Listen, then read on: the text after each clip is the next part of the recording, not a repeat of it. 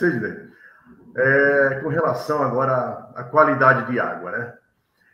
Nós temos no Brasil, assim, eu viajo todo o Brasil, do Amazonas ao Rio Grande do Sul, já circulei esse país todo, e nós temos, assim, algumas realidades que criam, assim, alguns tabus para a comunidade técnica, né? Acho que o senhor poderá contribuir um pouquinho com a gente nesse sentido, né? Nós temos muitas cidades, né? No Rio Grande do Sul, Santa Catarina, no Paraná, aqui em Curitiba toda, São Paulo, o Nordeste todo, o Norte nem tanto, mas o Nordeste todo, que a nossa água de abastecimento é água reservada em reservatórios, né? Água de chuva que a gente reserva para equalizar a demanda nos momentos sazonais aí, né? E nós temos essa água reservada, né? Tem águas que ficam anos e anos reservadas, né? até que ela vá ser usada, né? Tem as bacias integradas lá do Ceará, por exemplo, né? Que são dezenas de barragens que uma vai contribuindo com a outra, extravasando para outra. Pernambuco, muita experiência, Rio Grande do Norte também. E essas águas sofrem processos biológicos, fotossíntese, e desenvolvem muitos tipos de algas, fora aquelas contribuições do solo, do uso do solo, né, de contribuição de nutrientes, né, tal. E a comunidade técnica, quando é apavorada quando você fala em oxidação ou uma pré-oxidação dessas águas, né, com relação a um grande bicho-papão que tem aí chamado trialometanos, né?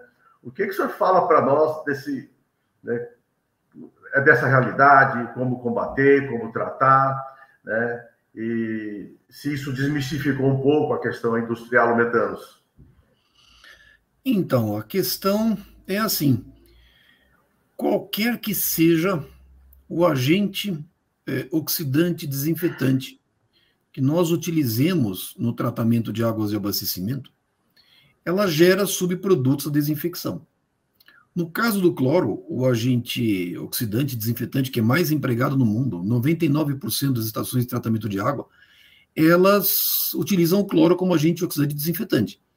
Então é natural, e isso vai acontecer, toda a água que é submetida à cloração, ela forma os seus subprodutos, e que, de fato, subprodutos mais significativos são os trialometanos e os ácidos holacéticos. Mas a questão é a seguinte: o fato de você formar o trialometano ou os ácidos holacéticos, a questão não é esse o problema. O problema é se essas concentrações excederem um determinado limite, um padrão de potabilidade. O que a gente observa muitas vezes é que as companhias de saneamento, as empresas, elas não têm um trabalho de monitoramento de qualidade da água que te permita gerar dados e estabelecer riscos. Eu até sempre comento um caso, um trabalho profissional que eu fiz, eu participei, de uma estação de tratamento de água que tinha parado, fazia-se a pré-cloração e tinha parado há mais de 10 anos. E aí eu perguntei, mas por que foi interrompida a pré-cloração? E um detalhe, a água bruta, ela tinha concentrações de ferro um pouco mais elevadas. Então, tinham concentrações de 0,6, 0,8 miligramas por litro. Só que essas concentrações de ferro não eram monitoradas. O monitoramento que era efetuado era um monitoramento semestral. No entanto, ferro é algo que você tem que monitorar pelo menos uma vez por dia, uma vez por turno, né? Mas a água tem ferro, a água tinha ferro, porque analisando o histórico da ETA, o pessoal mais antigo, a água tinha ferro. Parou-se a pré-cloração. Mas por que a pré-cloração foi interrompida? Porque a pessoa responsável pela estação de tratamento de água, a pessoa escutou dizer que, se eu faço pré-cloração, eu formo trialometanos, então não posso, eu tenho que parar a pré-cloração. Mas é um equívoco monumental. E aí eu perguntei, tudo bem, de fato, existe uma formação de trialometanos, é natural.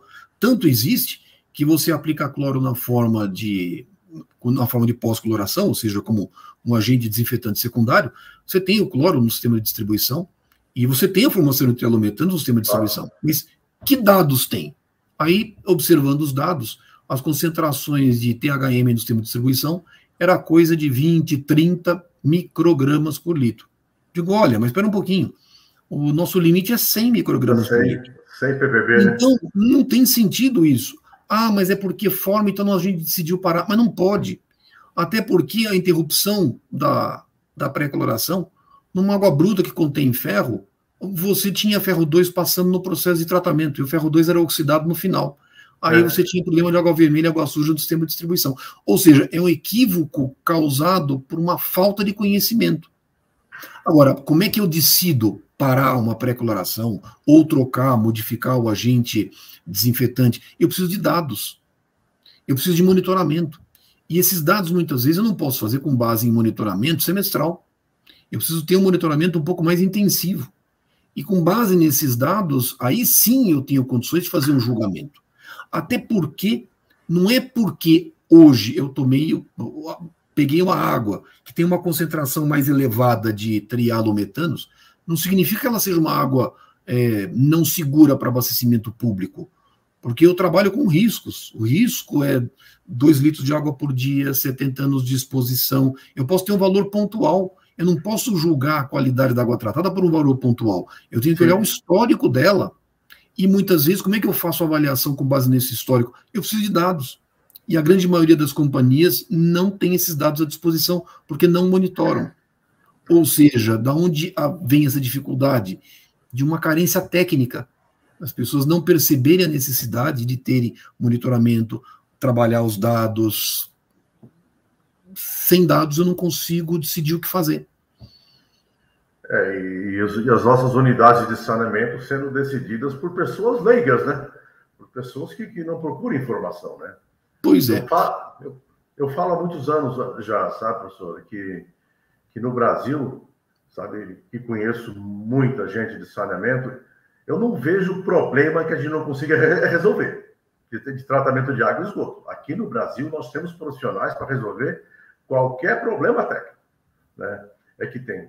Só que tem muita gente leiga aí pelos sistemas decidindo, né? Fazendo e decidindo, né?